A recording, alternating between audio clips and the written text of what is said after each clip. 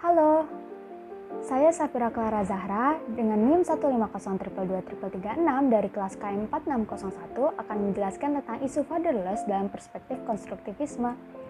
Yuk simak videonya. Yang pertama itu ada konsep dasar dari perspektif konstruktivisme. Nah, di sini ada 3 ya.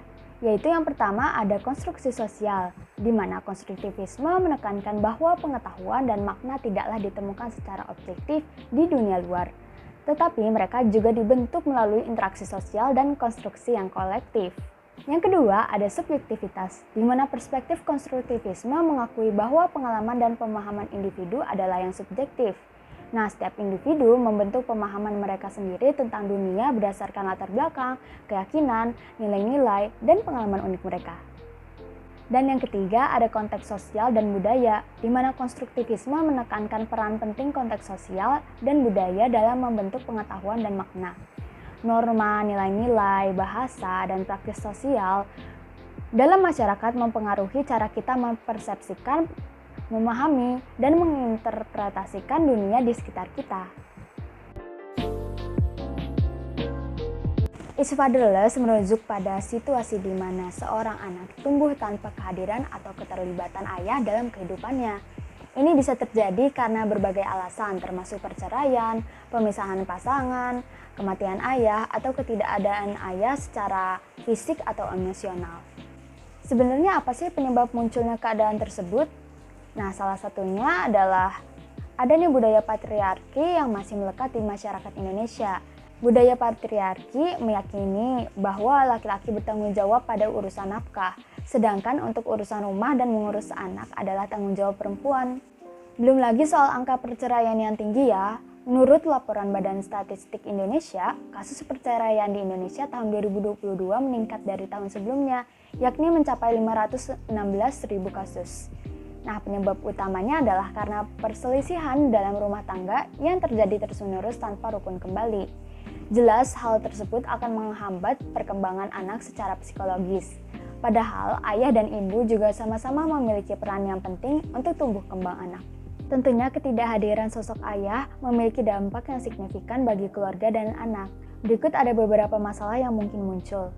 Yang pertama yaitu ketidakhadiran ayah atau kurangnya keterlibatan dapat memengaruhi kemampuan anak dalam mengelola emosi, mengembangkan identitas diri, dan menghadapi tantangan kehidupan. Lalu yang kedua, anak-anak yang tumbuh tanpa ayah dapat mengalami masalah emosional seperti kesulitan dalam mengelola kemarahan, depresi, kecemasan, rendahnya harga diri, dan kesulitan membentuk hubungan yang stabil. Ketika ayah tidak hadir, bisa jadi ada tekanan finansial yang lebih besar pada ibu tunggal atau keluarga yang masih tersisa. Lalu yang keempat, ketika ayah tidak hadir, anak mungkin kesulitan menemukan panutan dan figur yang memberikan arahan atau inspirasi bagi mereka. Masuk ke slide yang kelima, kita akan membahas konstruksi sosial tentang fatherless, di mana aku akan mengambil dua aspek dari konstruksi sosial yang berkaitan dengan fatherless. Yaitu yang pertama ada bahasa dan representasi, di mana dari kita bicara dengan menggunakan kata-kata yang mempengaruhi persepsi dan pemahaman kita tentang isu tersebut. Misalnya penggunaan istilah seperti anak tanpa ayah atau keluarga terlantar dapat menciptakan konstruksi sosial yang berbeda dibandingkan dengan istilah keluarga alternatif atau orang tua tunggal. Aspek yang kedua, narasi dan cerita yang tersebar di masyarakat. Narasi ini bisa mencakup pengalaman pribadi, kisah orang-orang sukses yang tumbuh tanpa ayah, atau stereotip negatif tentang keluarga tanpa ayah. Contohnya, ayah dianggap sebagai pemimpin keluarga yang memberikan kestabilan dan kekuatan.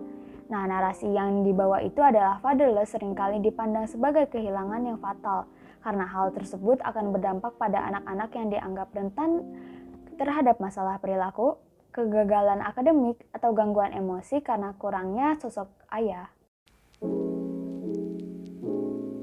Peran budaya dalam fatherless. Budaya menentukan norma-norma keluarga yang dapat mempengaruhi persepsi tentang fatherless. Misalnya, dalam budaya yang sangat patrilineal, di mana pewarisan dan keberlanjutan garis keturunan ayah sangat dihargai. Nah, ketiadaan ayah dapat dianggap sebagai masalah yang serius. Namun, di budaya yang lebih matrilineal atau komunal, peran ayah tidak dipandang seperti itu. Interpretasi subjektif dalam fatherless. Yang pertama itu ada pengalaman pribadi, di mana individu yang tumbuh tanpa ayah mungkin memiliki pemahaman yang berbeda tentang dampak fatherless berdasarkan pengalaman mereka sendiri. Contohnya, itu dari pengalaman pribadi Ani yang tumbuh tanpa ayah karena perceraian orang tuanya menginterpretasikan fatherless sebagai kehilangan yang mendalam. Ani kemudian merasa kehilangan figur ayah sebagai sosok yang memberikan kasih sayang, bimbingan, dan dukungan emosional. Yang kedua adalah latar belakang budaya.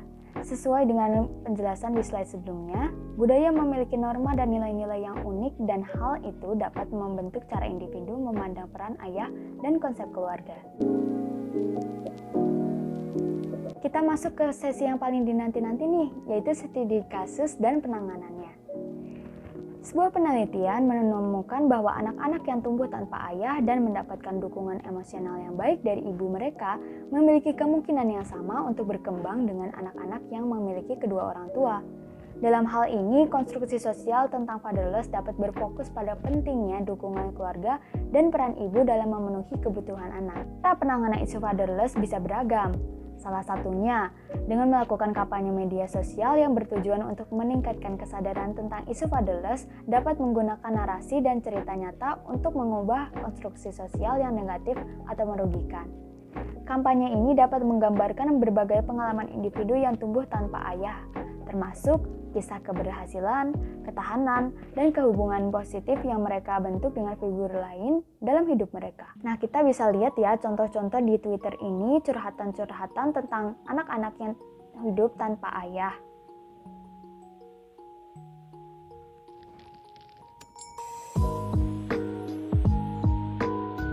Nah, kesimpulannya adalah dengan melihat dari sudut pandang konstruktivisme, kita dapat memahami bahwa pandangan tentang fatherless merupakan hasil dari pemahaman dan interpretasi yang berbeda-beda oleh individu dan masyarakat. Dengan memahami dan menghargai pandangan-pandangan yang beragam seperti pengalaman pribadi terkait fatherless, kita dapat mengambil langkah-langkah untuk mendukung mereka yang mengalami fatherless dan menciptakan lingkungan yang empatik bagi mereka. Oke, sekian itu aja penjelasan tentang isu ini. Aku mengambil ini dari 5 referensi jurnal dan artikel, bisa dilihat dari slide ini. And thank you for watching. Bye-bye.